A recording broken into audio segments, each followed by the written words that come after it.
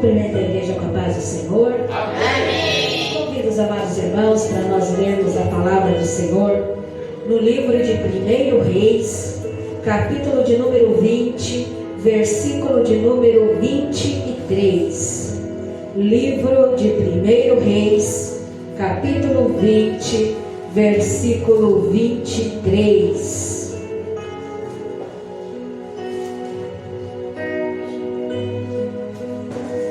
Aleluia. 1 Reis 20, 23 também está aí no nosso telão.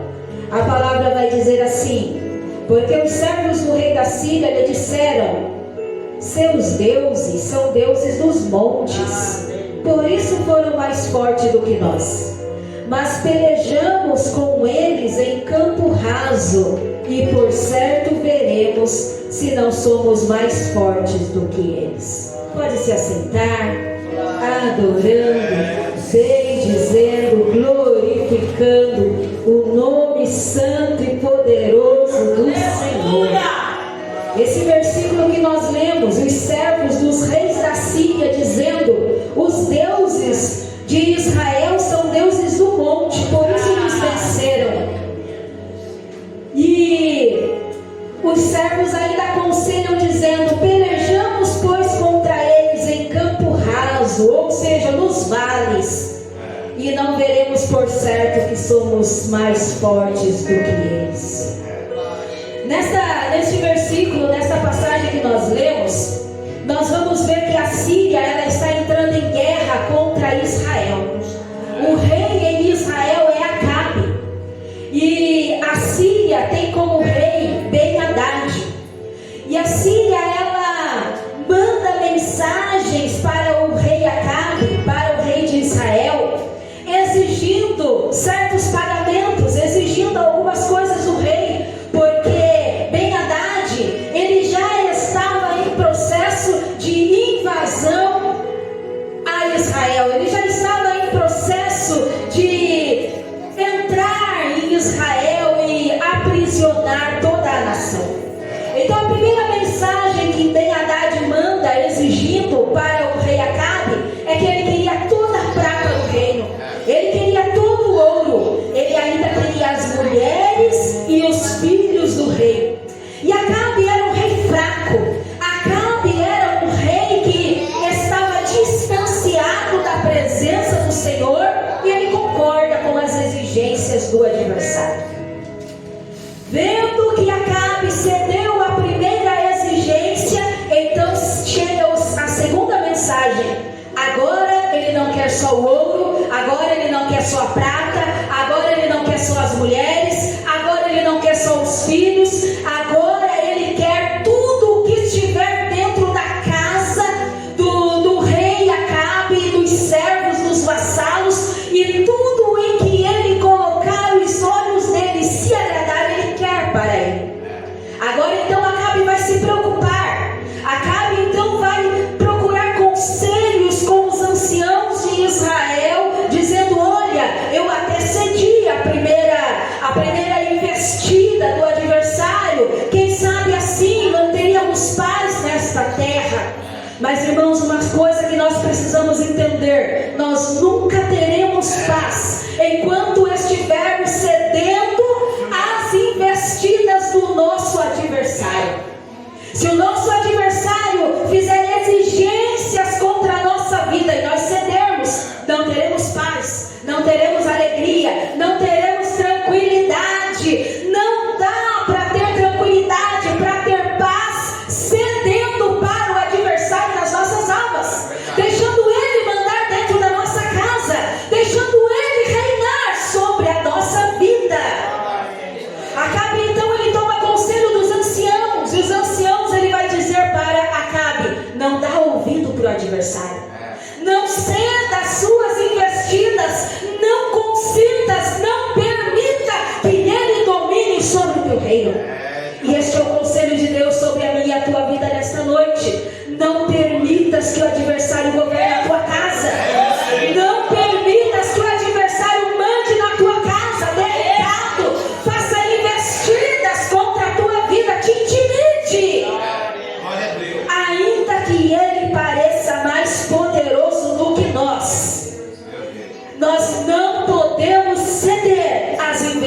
armadilhas do adversário. Aí vem então a terceira mensagem para o rei Acabe. Ben-Hadad manda dizer assim: olha, o pó de Samaria não bastará para encher as mãos dos homens que andam comigo, intimidando, fazendo com que Israel fique com medo, fazendo com que Israel ache que o adversário é maior do que ele realmente é. Então Ben-Hadad, ele vai se preparar para a peleja, e ele vai se colocar em ordem para invadir a cidade, porque a guerra está declarada. E nós podemos ter certeza de uma coisa: quando nós negarmos a entrada do adversário na nossa casa, a guerra estará declarada. Quando você declarar a minha casa é a casa do Senhor, a guerra estará declarada. O adversário das nossas almas contra a nossa vida, ele virá, ele fará investida de guerra contra nós.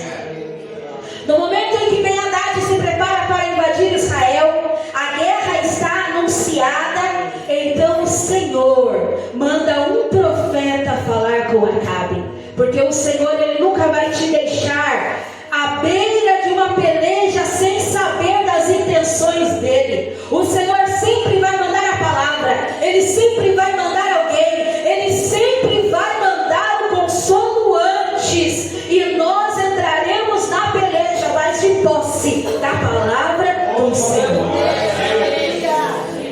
E Deus manda um profeta falar a Acabe, e o profeta, ele vai dizer, segundo a palavra do Senhor, dizendo: olha, você está vendo essa grande multidão de exército da Síria que está vindo contra você?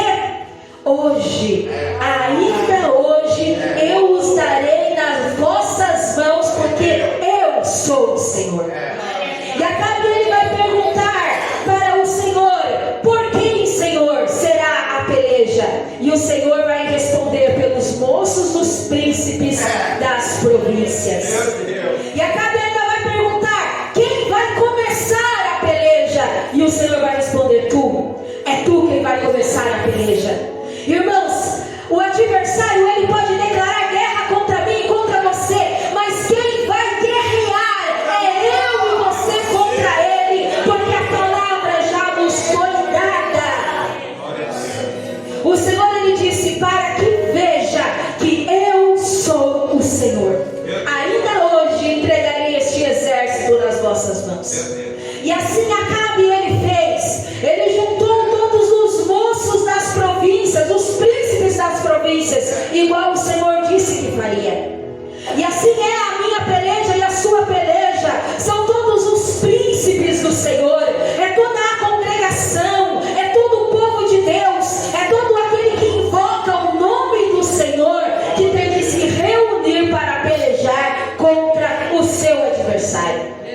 Acabe, ele contou os moços e os príncipes das províncias, 232. E ele contou todo o povo, os filhos de Israel, eram 7.000. E eles saíram à peleja no meio-dia. E com aquele número, eles enfrentaram o exército da Síria, que segundo a palavra era uma multidão de pessoas, uma multidão de exército. Mas eles feriram os homens do exército assírio, e os que não foram feridos, que não caíram na batalha, fugiram, saíram correndo da presença do povo de Israel. Ben-Hadad, que era o rei, ele escapou a cavalo, saiu correndo, fugido, envergonhado, porque a palavra do Senhor se cumpre na minha e na sua vida. Aí então, após a vitória, após a peleja, após o desfecho que ocorreu segundo a palavra do Senhor, o profeta voltou a falar com o rei Acabe. E o profeta, ele disse: olha, daqui a um ano, este mês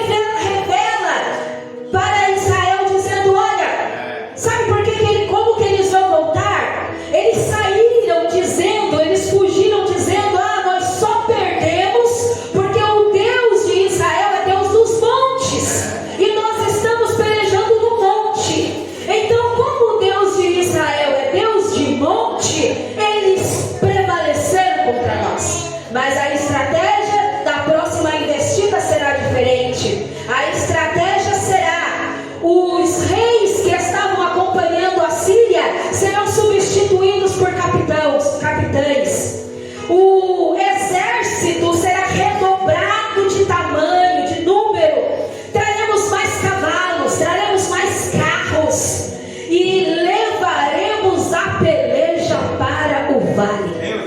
Porque se Israel tem um Deus que peleja nos montes, então nós vamos pelejar nos vales e Israel será derrotado.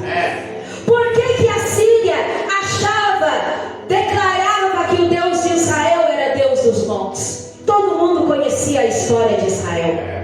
O povo de Israel era um povo que declarava a sua história, contava a sua história, falava dos seus antepassados, ensinava os seus filhos à mesa, à beira do caminho. Então todas as nações conheciam a história de Israel. E na história de Israel nós temos destacados 7 grandes montes ao qual o Senhor, Ele fez maravilhas e a sua história repercutiu por toda a terra.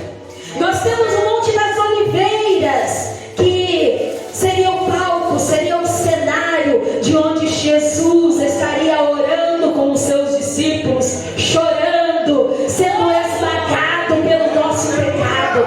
Aqui no Monte das Oliveiras, ela ficava em frente ao templo do Senhor, e ali era um jardim usado como lugar de oração. Aonde tem oração tem fama. Aonde tem oração, o nome do Senhor ele é proclamado, ele é divulgado, ele é conhecido. E Síria conhecia a fama daquele povo que orava ao pé do monte, orava em cima do monte, que orava olhando para o templo. Ali também havia Sião, o Monte Sião. E no Monte Sião é o lugar onde Davi ele vai se encontrar com Deus, e ele vai adquirir aquele lugar como fortaleza dele, e vai declarar que é a cidade de Davi. Tem também ali o Monte Gerizim, que foi o monte onde foi declarado as bênçãos do Senhor no tempo de Moisés. Todo mundo conhecia as bênçãos dos obedientes, que foi declarado no Monte Gerizim. Ali também havia o Monte Moriá, que foi onde Abraão ele levou o seu filho Isaque para ser sacrificado. E aquele monte ele fica conhecido como o monte do Deus proverá. Todo mundo conhecia a história de Abraão, todo mundo conhecia a história de Isaque, todo mundo soube do cordeiro que foi sacrificado no lugar de Isaque. Ali tinha o Monte Carmelo, onde Elias ele derrota os profetas de Baal, invocando o fogo do céu e pedindo para Deus consumir o holocausto. Todos viram o fogo descendo, consumindo o altar que foi reparado ao Senhor. Ali havia o Sinai, o Monte Sinai era o local dos encontros de Deus com Moisés. Quando Deus se reunia para falar com Moisés, a coluna de fogo ela estava ali visível para quem quisesse olhar e sentir a presença de Deus. Ali também estava Ararat, que foi o monte onde a arca de Noé repousou após o dilúvio, símbolo da aliança de Deus com o homem, de Deus com a terra. Mediante toda essa história, mediante toda essa bagagem do povo de Deus, Síria conhecia o poder do Deus do monte. Síria conhecia o poder do Deus de Israel.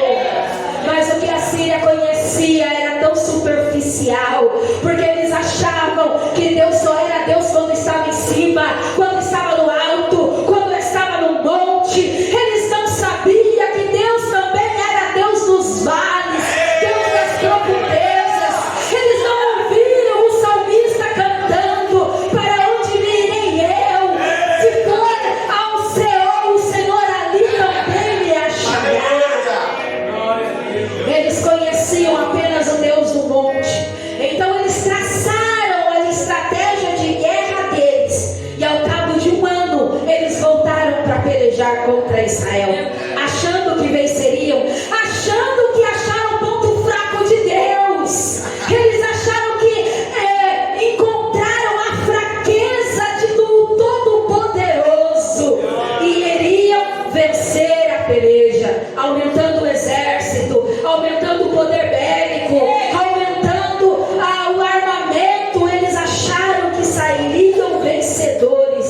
peleja. E então o dia da peleja chegou novamente. E Israel se coloca em acampamento para pelejar. A Síria está acampada diante de Israel. A palavra do Senhor vai dizer que em termos de quantidade, Israel parecia 2 pequenos rebanhos diante de uma imensidão de gente na terra. O número de exércitos de Israel não era grande. Grande era o Deus que pelejava com Israel. O número de soldados da Síria nem se podia contar. Era muita gente. E ali eles se colocaram no vale, no lugar raso, para ver se eles venciam Israel, porque achavam que Deus era o Deus somente dos montes. E ali Israel se coloca diante de Assíria para pelejar, e eles enfrentam o seu adversário. A vitória, ela sempre será de quem enfrenta os problemas. A vitória, ela nunca vai ser de quem desiste. Ela nunca vai ser de quem para no meio do caminho. Ela nunca vai ser de quem deixa a peleja para depois. Ela sempre será de quem enfrenta. Não é de quem é forte, não é de quem é poderoso, é de quem enfrenta o seu adversário. E ali Israel, eles saem à peleja e eles ferem 100.000 homens a pé em um dia. 2 pequenos rebanhos de soldados ferem 100.000 homens a pé em um dia. O restante dos soldados que sobraram fugiram para a Feca. E 27.000 homens que restaram, caiu um muro sobre eles e eles foram soterrados por este muro. E Ben-Hadad, ele fugiu de novo, porque ele conheceu que Deus, o Deus de Israel, o Deus da igreja, ele é Deus de monte, mas ele é Deus de vales também. Ele é Deus do céu, mas ele é Deus da terra também. Ele é o Deus de perto, mas ele é o Deus de longe também. Ele é o meu Deus e o seu Deus, e não há batalha que ele não possa vencer. Não há exército numeroso desta terra que ele não seja poderoso para vencer. E o Senhor, ele mostrou naquele dia para a Síria que não é quantidade de exército, não é poderio de armamento, e não é estratégia de guerra que vence a peleja, é estar do lado certo que faz vencer a peleja. Se você estiver do lado certo da guerra, então não importa o tamanho do adversário, não importa o número do adversário, a vitória será certa no nome de Jesus. Basta ter coragem para ir à peleja. Basta ter coragem para enfrentar o adversário. Basta ter coragem de se entregar nas mãos do Senhor e deixar o Senhor pelejar por mim. Se nós entregarmos nossas lutas nas mãos do Senhor, nós venceremos, não importa qual seja, e não importa quantas seja, nós sempre venceremos, porque maior é aquele que está com a igreja. O inimigo sempre será envergonhado, o inimigo sempre será derrotado, mas aquele que está com o Senhor, ele sempre terá a vitória. Que Deus abençoe a igreja em nome